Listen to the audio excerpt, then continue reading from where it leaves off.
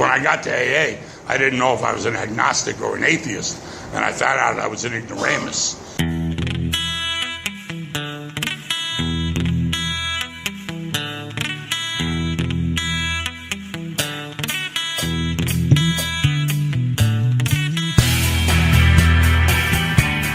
The views expressed on the following broadcast do not necessarily reflect the opinions of KHLT Recovery Broadcasting or its affiliates. The dialogue on this show should not be considered as medical, psychiatric, or professional advice and is delivered only as personal opinions from the host, co-host, and guest. KHLT Recovery Broadcasting is not affiliated with any particular 12-step fellowship. And now, here's your host, the Monty Man.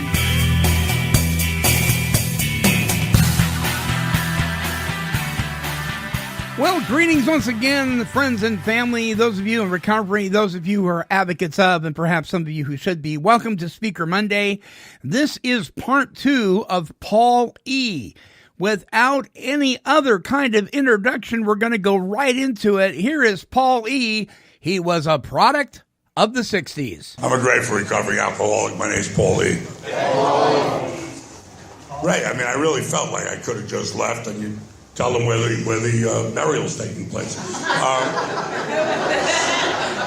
Anyway, listen, you know, if you're new or you're coming back, welcome home. You're off the hook. That's a guarantee. It's a promise that was made to me a long time ago, and I wish the same to you. You know, Danielle, I was laughing when you were up here and you did that thing with odor instead of water. Well, because about 25 years ago, some girl at the 101 Club was reading the steps, and she said we saw through prayer and medication. And I never found it. I haven't seen her since, by the way. Anyway, look, you really, you know, I'll speak for a little bit here tonight. I don't know how long, when I get tired of standing. And we'll have a few laughs, and you may get a little bit of information, and you may realize no matter where you're at, no matter how bad it is, that there's a solution. And that's what we sell here at Alcoholics Anonymous, Narcotics Anonymous, like Ray said. And the only thing, like, I'm a little pissed, I don't get a little pissed off, but I'm pissed about, is that you said that I have 35 years, because that's like one of my punchlines. I mean, why would I want to sit out there and some guys come out as 35 years? I mean, it's not even... So anyway, next time, if you ever at a meeting with me, you won't do that. The bottom line is, you know, if anybody has a hearing problem, I'm from New York City, and I'm a product of the 60s. Okay, tune in, turn on, and drop out. And that's what we did, sex, drugs, and rock and roll. As a matter of fact, if I really want to sum up my story simply, in 1965, I was 17, and, you know, like that song by Jackson Browne, Running on Empty. In 69, I was 21. That was my age. I mean, that is my age still. And the Beatles came to Shea Stadium. He took one drug too many. I know that. I've seen him for a long time. I know that. And the Beatles came to Shea Stadium. So 4 of the guys from my neighborhood and myself, we went and we snuck in and we got into the thing. We stormed the fences. And to sum up my story, we have seating in the front. Do you have reserve tickets? Hey, darling, how are you? Do you have reserve tickets? Sit down. They're good. I know that. That's why I'm back. So the Beatles came to Shea Stadium. We saw the concert. And I woke up 15 years later. That's my story. There was a lot of pain, misery, degradation, humiliation at every Asian from 65 to 1980. I'm not someone that doesn't like drugs or booze. I think they're great. If you could do it, man, go for it. Send me some postcards. But I can't. Because, you know, drugs were real fun in the 60s. I mean, it was cool, you know. You guys aren't. I know you. Has anybody here ever been arrested? That's a shock. And the ones that didn't raise their hands are probably too high. Anybody here ever been arrested? Thank you.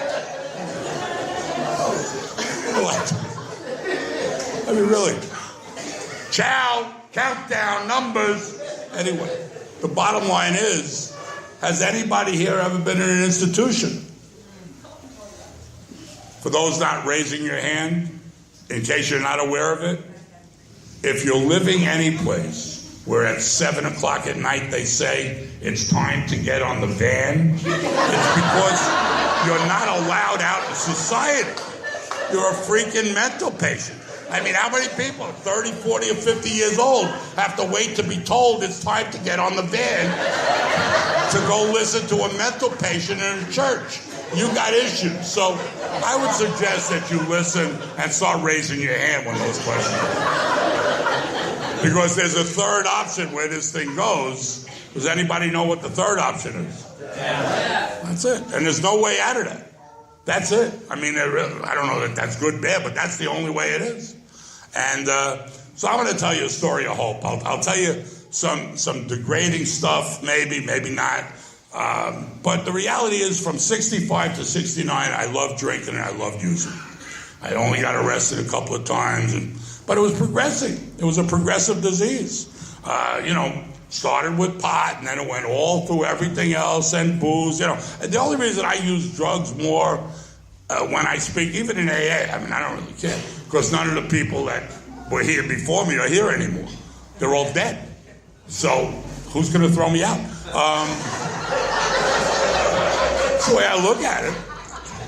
This is like something like if you got a problem, you come here and there's 12 steps and they can help you.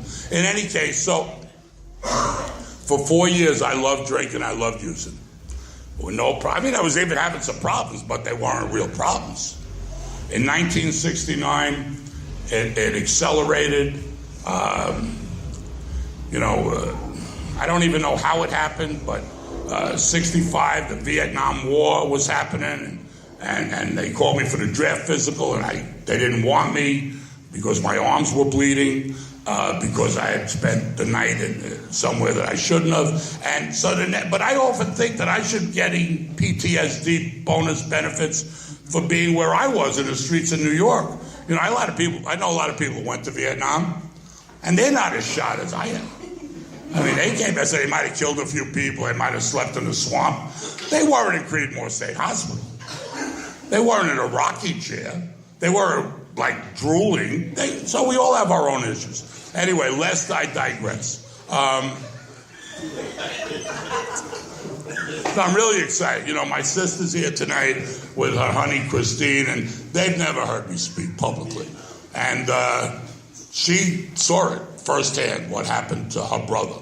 And she almost really had to bury her brother. And this is what this thing's about. It's repairing the family, the reparation of the family. I was laughing when Steve and Sandra walked in. I was sitting back here, and I like to watch. And I was trying to figure whether it was like Neil Sedaka coming in, or Neil Young, or Aerosmith, or Foreigner. And then I realized it was Neil Diamond. You were walking in there like the jazz singer, the whole deal coming in, and you had your little honey with you. And it was great. And that's really what we do here. I mean, I love to play, okay? Sadly, I'm still like 5 years old emotionally. So anyway, I drank and drugged myself out of my family, out of any career, out of any future, out of any possibility, out of all hope. And if you're at that point where you've lost all hope, and you're at that point where you can't even think that tomorrow could possibly get better, as a matter of fact, and you're at the point where you really want tomorrow never to come, well, welcome to my world. Because that's where I was. Not for a day and not for a week, but for years. There was a couple of years in my life, and this is after the fun addiction part. Because, it's fun for a while. And then we spend our life chasing that early fun. Well, you know what I've done since I'm clean? Is I chase the time, chasing that early days, and it keeps getting better because that's what was promised to me. Otherwise, I would not be here. I've got a lot of stuff I could do on Friday night in South Florida. Okay? And the reality is there's no place I'd rather be than right here, right now. And that's what we do here, man. This is like not a self-help program. It's a we-help program. And so anyway, I bottomed out in New York in '69. I was facing 15 years in prison. I did some stupid stuff. And they put me on an experimental program for heroin addicts. And then I started getting crazy. I was not operating properly, and people were noticing that. And so I started seeing a psychiatrist or a psychologist up there. I was working. As a matter of fact, this time I was married. I got married. I mean, imagine this. I love when... Anybody here ever been married in this place? Okay. Anybody still married? No hands.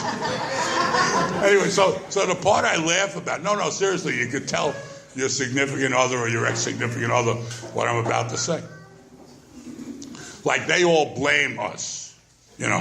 Oh, you know what you did, So what I'm going to tell you is, and I look back on it today, I say to myself, what was my first wife, Sharon, thinking when she decided that I was like the catch of a lifetime? She got arrested with me in Newport, Rhode Island for 5 felonies.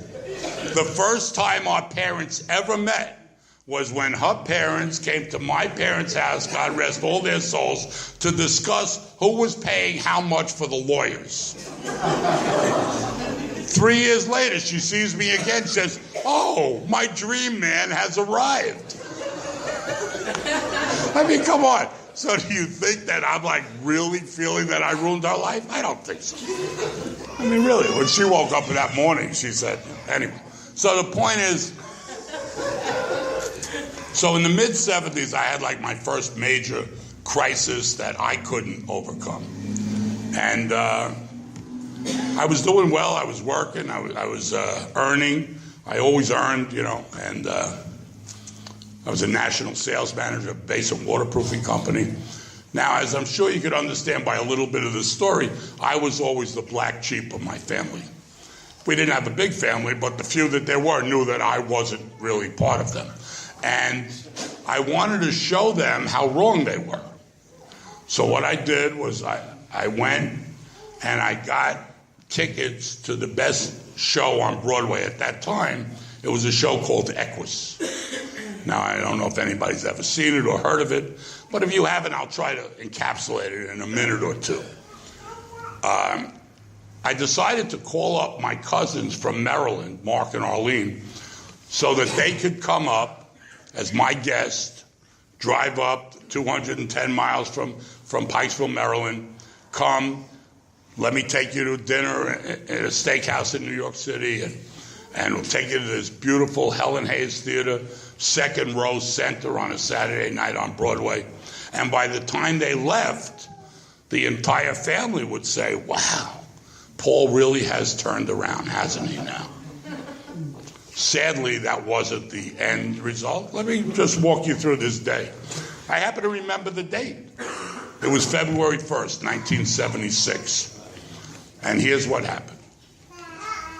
They drove up from Maryland. They came to my nice little apartment in Bayside, Queens. By this time, I still have a gorgeous daughter, but at this time, she was a year and a half old. She was born in December of '74. And so they came, they saw my little Lisa in the crib, and then we went and we got in my luxury car and we drove to Midtown Manhattan. And we go and we park the car and we go to Rossoff's Steakhouse. And, that was like one of the top steakhouses back in the day. And we have a great dinner, we walk around the corner, and we walk to the Helen Hayes Theater. Now, this show, to the best that I can recollect... No, Fritz, everything all right? No. Unless you would get you a fan. I've got a lot of fans. I've got a room full. It's okay, Fritz. I really don't need it. I sort of like this. Because what happens is, this is what happens when you're a real mental patient. Like, something like that happens, and you totally have no idea what you were saying. That's the problem. Steakhouse. You were walking from Rock. That's what, it was really a test. I knew where I was with it. Spike and Steve, A's. So the bottom line is, so we're walking around the corner and we go into this show, and the best I can recollect is this was a show with one man, Anthony Perkins, God rest his soul, and he plays a psychiatrist. And he's on the stage. Oh my God, it's a cold spell. It's like Boston now. Where are the snow shovels? Wow, thank you, Fritz. That's good. Now I can go for 3 hours. Thank you. So we walk in. This theater, it's about a psychiatrist, and he has a horse on the stage. I remember that, a make-believe horse. And he's talking to the audience as if there is patience. Now keep in mind, I'm in the second row center stage. No further than Mason or Spike. I mean, right here. And it's a very somber play. And Anthony Perkins, the star, he had a pipe, and he had these little horn-rimmed glasses. I'm sort of going back there right now.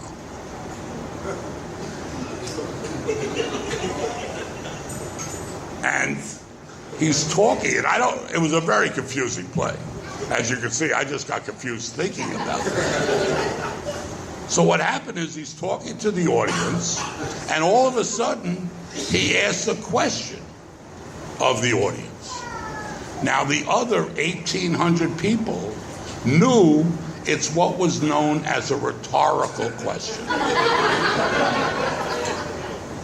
I need to share one sad piece here. One person didn't, and that was me. I didn't get that memo. So what happened is I stood up, the Helen Hayes Theater, second row, Saturday night, February 1st, 1976, at this very quiet time of this very somber play that no one understood. And I yelled, "That's because my name is Paul Efron." Now, I have had almost 30 years to process that. Let me share with you, 40 years. 39 years ago. Oh my God. A very, very long time ago in a land far away. But here's the best that I can come up with. To this day, I believe half of the people in that show thought I was in it. Because it would have made as much sense with what was going on here. And in the writing, it would say, lunatic jumps up in second row, yells at the star. So let's say those 900 people knew that. I don't know what the other people were thinking, but I can promise you one thing. There were 3 people in that theater that knew I wasn't in the show. One of them was my wife, Sharon. The other one was my cousin, Mark. And the other was his wife, Arlene. And they told me after the fact that I'm standing up and they're looking behind me like, what just happened? My wife knew I wasn't an understudy for this role. I mean, and here I am, I'm yelling at this. So anyway, so they pulled me down. I did it again 10 minutes later. We were asked to leave the theater. So if anyone knows how that show ended, please let me know. And the next 12 months of my life, I spent in the progressive consequences of drinking and drugging. Too much for too long. I went to one of many. I mean, today they call them treatment centers. Back then they called them asylum, mental hospitals, homes for the very, very nervous. Whatever you want to call them, I just kept going there. And I went from one to the other because I was getting worse, not better. See, nobody ever told me about this thing. Nobody ever told me it was a real simple answer. If you just don't take the first one, your life's going to get better. If you find some people that surround you, together you can do anything that you can't do alone. Nobody told me that in Creedmoor State Hospital. Nobody told me that in Hillside General Hospital, which was the top hospital in New York, where they used to advertise, let your families come and watch you make leather belts on the weekend, roll on spacious grounds. I mean, it was a beautiful place, but because of the progressive nature of the disease, even the hospitals got worse. So I went from Hillside to Elmhurst General, to North Shore. There was another one in there, and then ended up in known in New York as the place, Creedmoor State Hospital. It's a place as you're a kid and your parents are taking you to the beach or you're going out to the island, and they point. At least my parents always did. If you don't straighten out, you're going to end up there. Ma, you were right. But nobody gets out of there who does end up there. And somehow I know that I was being carried from way back then until right here at this minute, right here and right now. So if you're in a bad space, it's going to pass. And if you're in a great space, it's going to pass. And the way it's going to pass is counseling with others. Just listening, speaking, sharing it, sitting back and embracing. You don't need to have the answers. We don't have the answers. People call me up all the time. They ask me all these questions. I say, do you realize that I'm a mental patient? Do you realize that I'm a felon? Do you realize that I'm a heroin addict, alcoholic, that had no future, that was thrown out of New York, and you want me to advise you on your economic situation? You want me to advise you on your marital status? I mean, are you kidding me? I laugh about it, 1978 was the last time I was arrested in New York by the grace of God. Running out of Harlem, I was with the guy I ran with, Arthur Parks, God rest his soul. There's so many God rest their souls in my story because everybody that was around me is dead. Because I've been blessed, I've been rescued. A couple of us were rescued, and we're here and we stay here till we die, God willing. But the people I used with, they're gone. They're all gone. And Arthur and I, we spent Halloween weekend 1978 in the Tombs in New York City. And that's where my daughter, at 4 years old, had to spend Halloween. So if you don't think we do anything to our families, my ex-wife Sharon and my daughter Lisa spent Halloween weekend 1978 with every dreg of humanity sitting in the Tombs on Center Street in Manhattan to bond Daddy out. So you don't think we harm people? And I was blessed to have the opportunity because I have this beautiful son now who's 29 years old. And when he was young, I took him to New York, and Lisa and him and I went trick-or-treating. I made amends. I made right what I had stolen from her. And that's what we do here. I mean, today I really very rarely look at the past. The past is done. It's history. I try not to hurt people today. More often than not, I'm successful at it. But let me tell you about what's happened since I got here, because that's really all that matters. Heidi, are you all right? Heidi? We okay? Yeah. Oh, Danielle, no, you sort of look like Heidi. But there's no seating. Next week, get her a little earlier. But welcome. Oh, yeah, we got seats on the left loge. Check their tickets as they're coming across. John?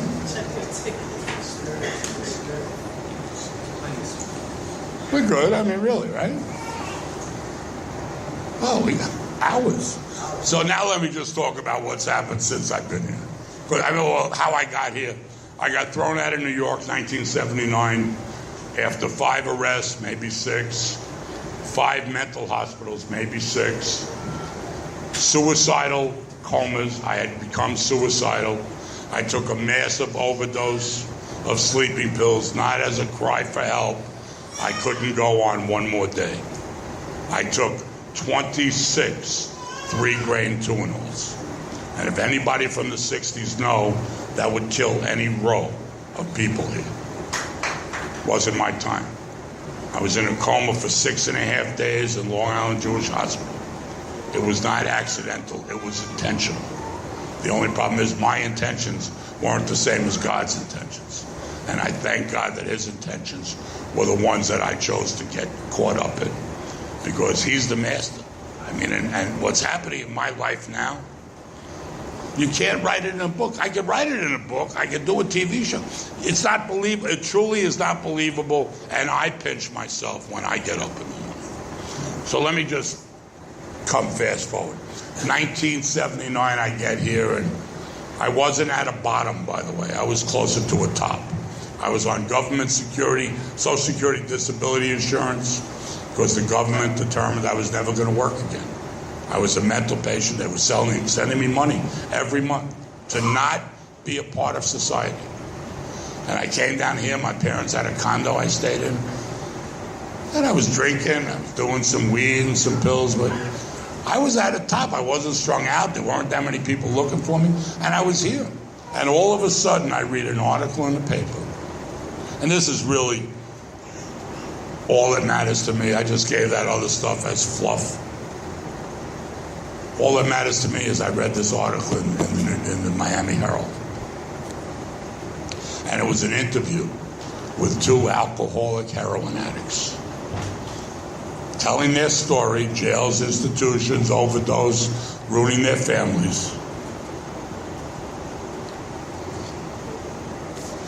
And about this brand new program that there was one meeting that they were starting called Narcotics Anonymous. And I cut out the article. And I normally don't get emotional right now, but I'm emotional, and you'll find out why in about 17 seconds.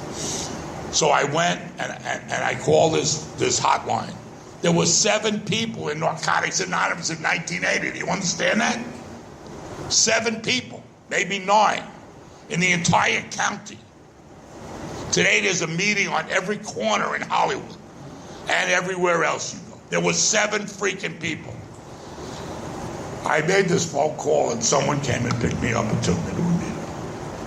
And he was sitting and telling me about the perils of cocaine addiction and alcoholism. And he was clean and sober 3.5 years in AA, because there was no NA. This was the only NA meeting. And he took me to this meeting.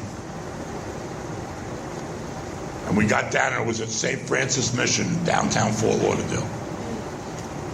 And I sat there, as many of you may have sat in here tonight, and said, what am I doing here? Why am I here? This isn't for me. I don't want to be here.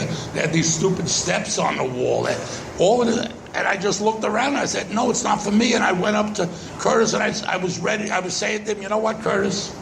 I'm sorry that bothered you. If I ever need you, I'll give you a call.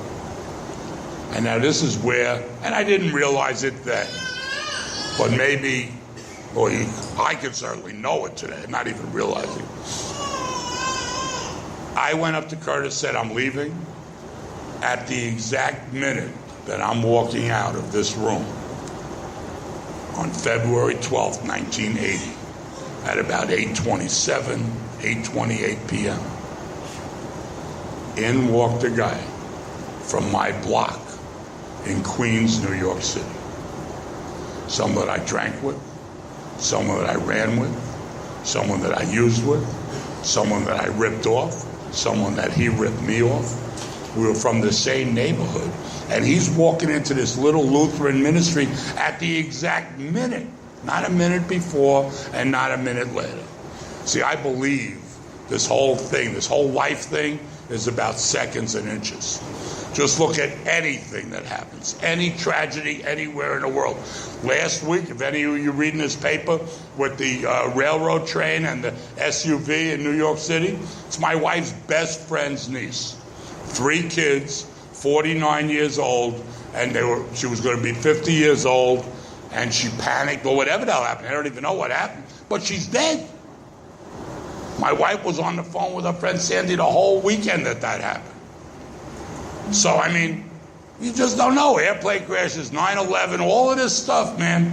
You know, you just miss. You better say thank God when you just miss. Okay, because I do all the time. So in any case, so at this minute, so I'm walking out, he's walking in, I end up back in the room. I get a cup of coffee and I sit down, and Mark was the speaker that night. Mark had been asked to be the speaker that night. Before, a week, 2, whatever before. Now, I didn't do backflip and say, oh my God, thank you, you made the sign. Oh, that's not what happened. Because when I got to AA, I didn't know if I was an agnostic or an atheist. And I found out I was an ignoramus. Because I really thought I thought I knew the deal here. Let me tell you what really happened here. Mark told his story. I didn't need to listen to it because I lived it with him. His arrests were in the paper just like mine. But I'm going to tell you when I paid attention. That's why I hate that 35 years thing, because when I paid attention, not really hate, but when I paid attention was when Mark sat in the front of the room and he said, I haven't found it necessary to have a drink or a drug for 6 months. See, that I could wrap my arms around. 6 months, maybe, okay, possibly, perhaps, not that I ever did it, but it was possible, I'm sure. Because Mark, very much like myself, couldn't go 6 weeks without something. Or 6 days. I don't know about you. I was the kind of person that the only time I refused a drink or a drug is if I misunderstood the question. I wasn't anyone that ever said, thank you, I've had enough. And I haven't had enough of this. He told his story that night. I picked up a white chip.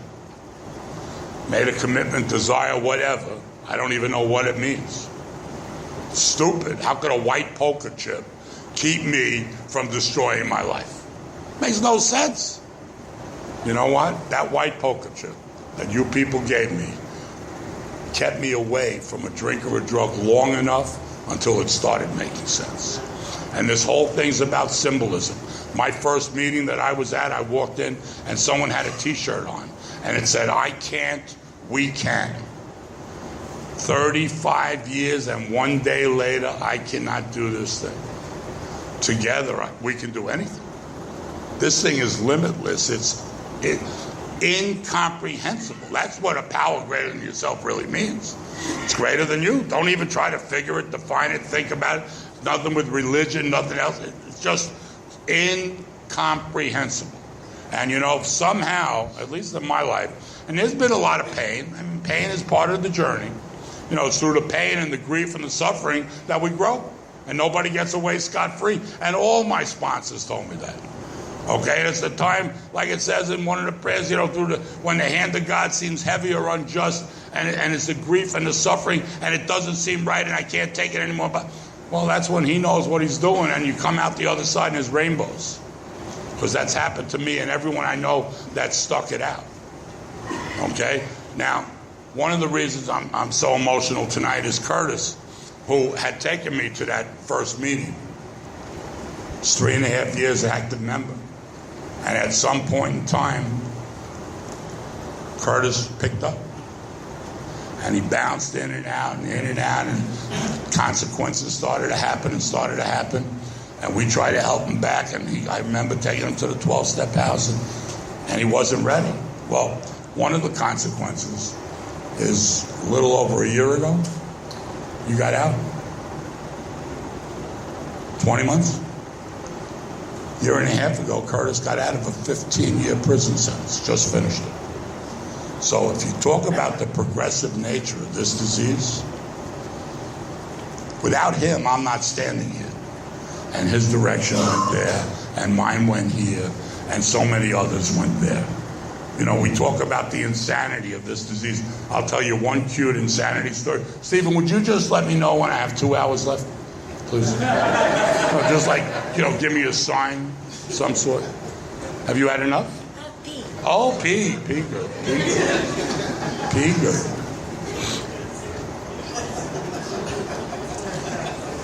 Here's a story of the insanity of the disease of addiction. My friend, Richie Pendergard, God rest his soul, well over 30 years ago. First guy I sponsored in the program. And my other friend, Steve, went and picked him up to bring him to a meeting. And Richie was having problems staying clean, So he called, and Steve picked him up on Commercial Boulevard and brought him to the meeting that we had in Margate by the Hess station. And all of a sudden, Steve comes running in. He says, Paul, Richie's unconscious in the car. I can't move him. I can't wake him. So I got in the car, smacked him, couldn't wake him. We went to Northwest Regional.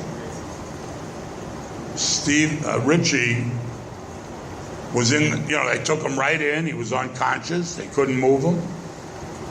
I'm sitting out in the waiting room, and the nurse comes out and says, will somebody come in please, just so if he comes to, he'll see a friendly face. So of course, I'm the one, I want to be in the middle of it. Yeah, I'll be right in. So I go into the thing there, where they're working on him, and they have his sweater. It was a real big guy. They used to call him the Bear. That's why he was that big. Richie the Bear. And he's enormous. And he's totally unconscious. He's got tubes in every part of his body. His sweater is off, and he's unconscious on the gurney. And I finally got one of my dream dates is I was able to smack him, but I mean really hard. Richie! I'm tattooing him, and he's not moving. It was cool, because he's like going to Muhammad Ali when he's sleeping. Or Mike Tyson. Now, this is going on for a certain period of time, and all of a sudden, Richie opens one eye. I mean, we've all been there. And he sees me. Now, this is what this disease does to us. Richie sees me. He's unconscious on the gurney, IVs and everything, no shirt on, laying down in a hospital gown on the gurney, and he sees my face and he says, "Paulie, I swear to God I didn't take nothing."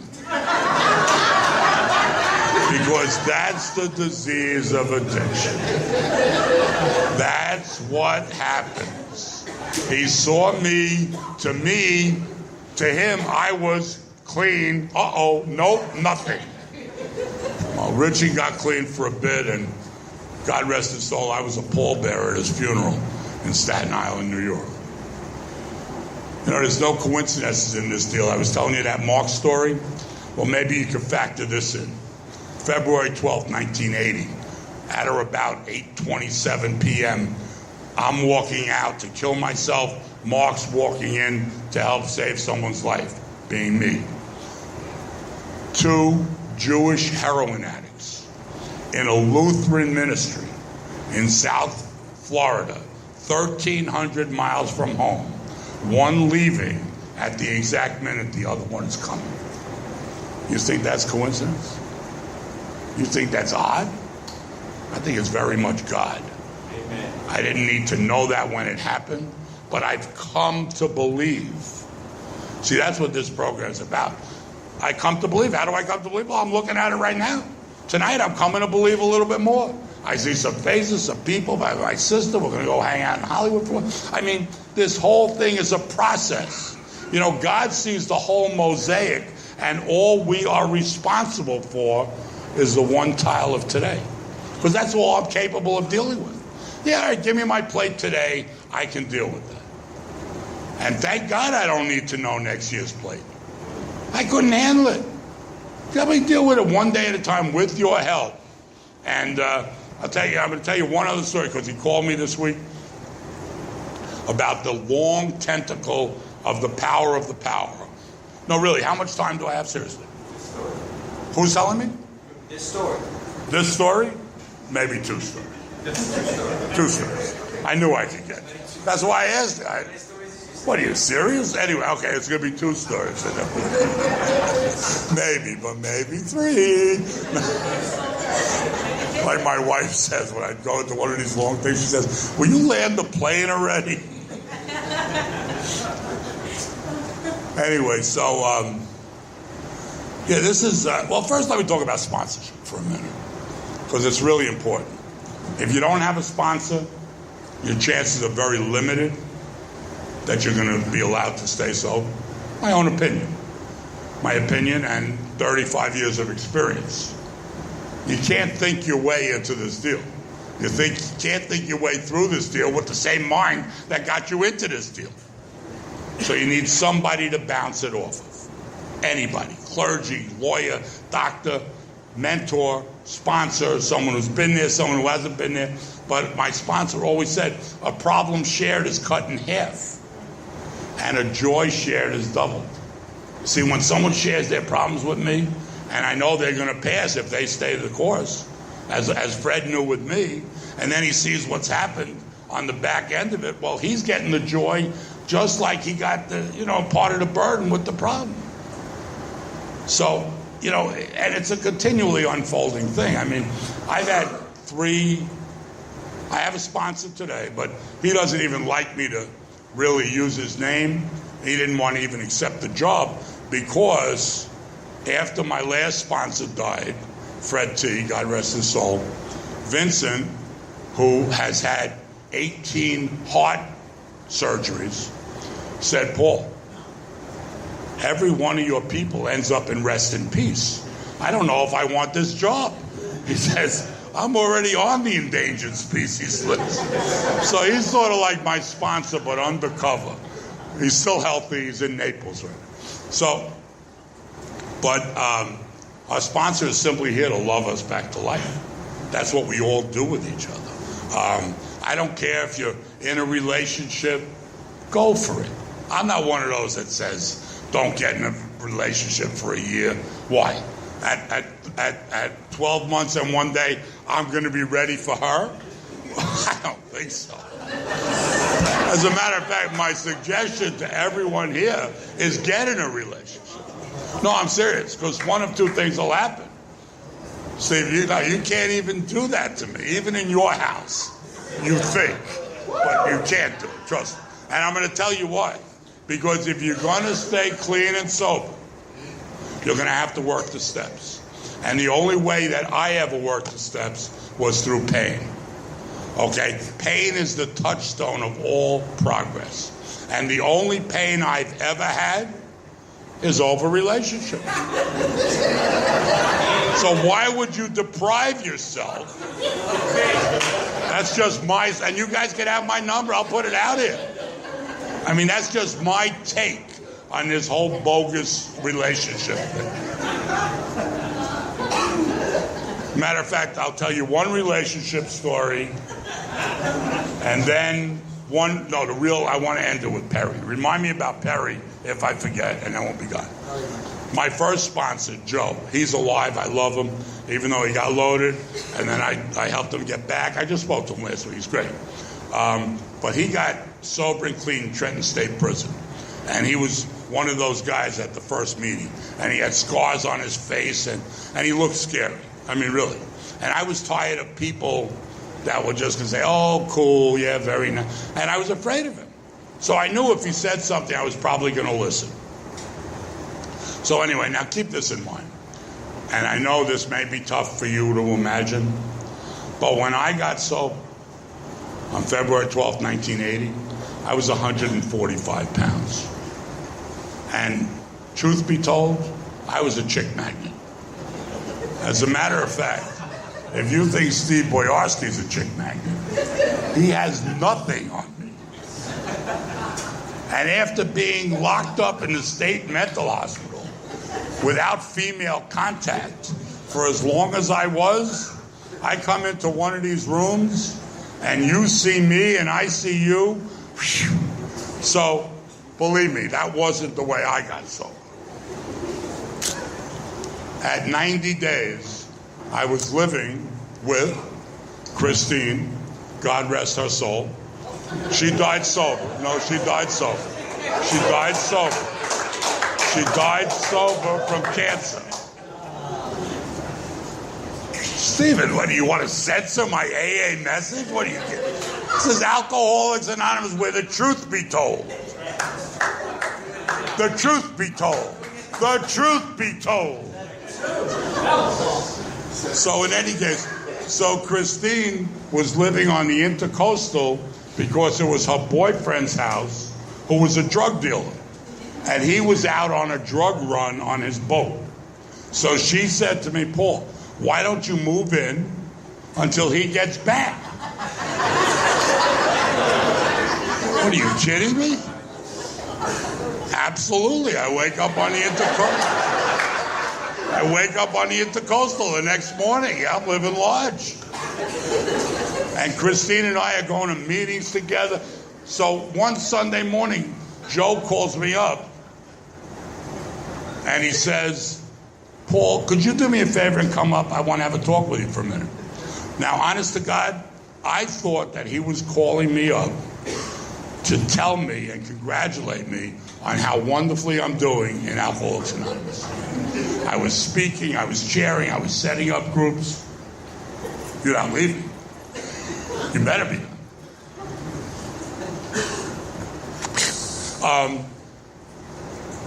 That wasn't really what happened.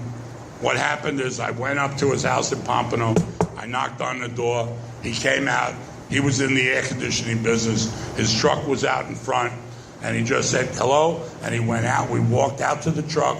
And he sat down in the truck. And he reached under the seat. And he pulled out a .357 Magnum.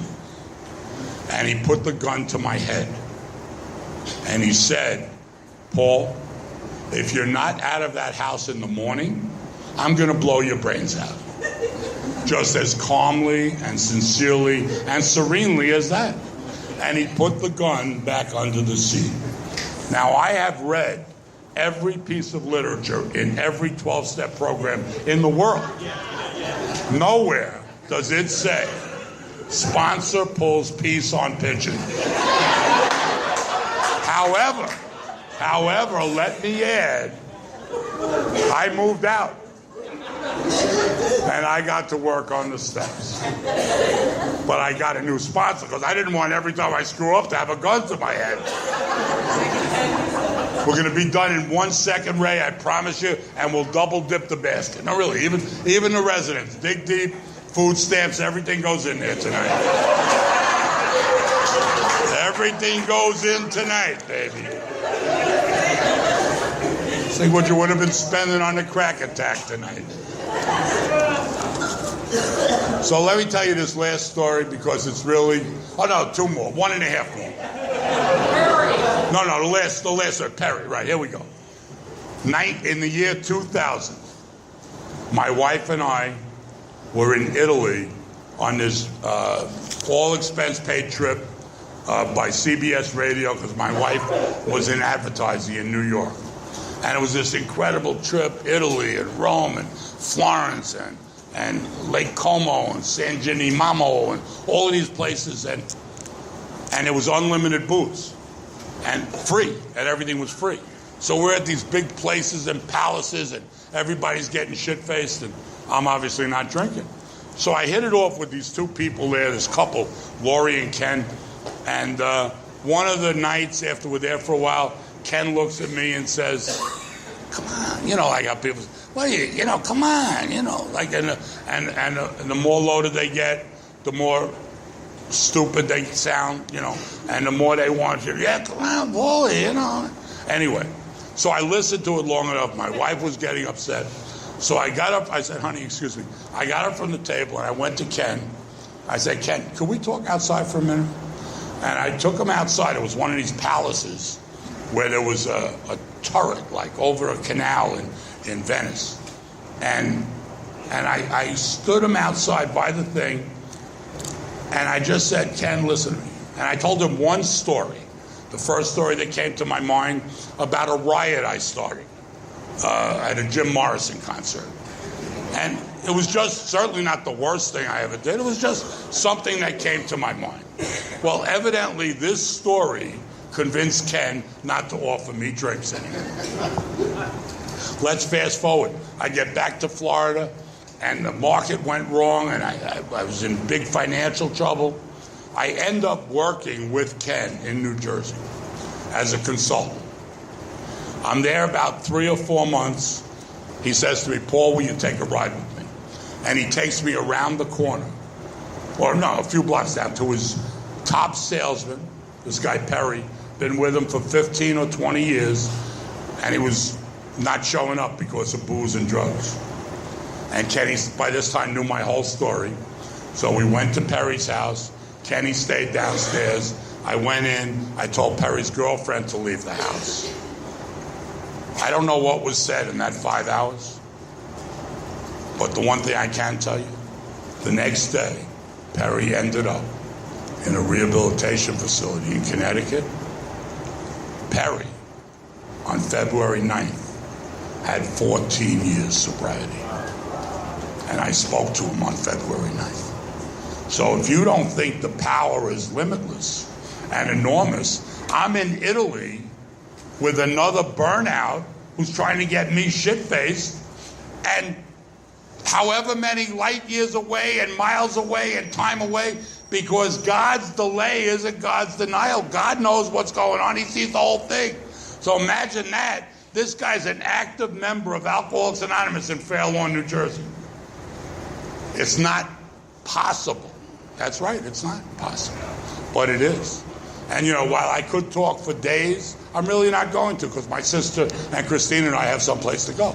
But the one thing I will tell you is, please, if you're sitting here and you're not sure, just believe that we believe. You don't have to play this hand out. You are off the hook. Get some phone numbers, make the phone calls, suit up and show up here, and you won't end up in Broward County Jail or in a morgue or wherever worse than that could be. I mean, this is the deal. And the only thing I'm going to say to you that was taught to me from day one, it's 100% true today. I get up in the morning and I ask God for help. Please direct me. Do your will, my will, his will. It doesn't matter. I don't care what words you use. It's irrelevant what words you use. My opinion. Saying that in a church, I might get in trouble. I don't really care, because I've said it in the temple also. It doesn't matter. God listens to the plea. My sponsor told me about G-O-D, the gift of desperation. Well, if you're desperate for what we have, he doesn't care how you address him. Just get it from the heart, because any sincere cry of help is heard and answered by God. I love you all. Thanks for listening. Well, once again, thank you, Paul. Folks, don't forget to tune in to our Wednesday show and our Friday show. Subscribe here at YouTube. Visit our main website at www.take12radio.com. Type in the number 12 or the word 12. It doesn't matter. Take12radio.com to listen to all of our shows. Until next time, I'm wishing God's serenity for you. This has been a broadcast of KHLT Recovery Broadcasting.